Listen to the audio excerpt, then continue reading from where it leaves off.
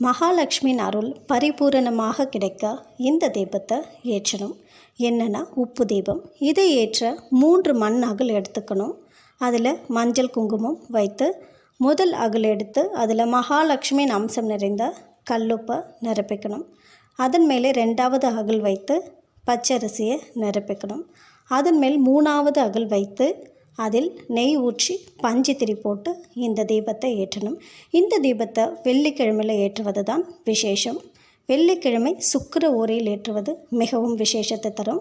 சுக்கிர ஓரை வெள்ளிக்கிழமை காலை 6லிருந்து 7, மதியம் 1லிருந்து 2, இரவு 8லிருந்து 9 இந்த நேரங்களில் ஏற்றலாம். இல்லை நீங்கள் பூஜை பண்ணும்போது காலை மாலை ஏற்றலாம்.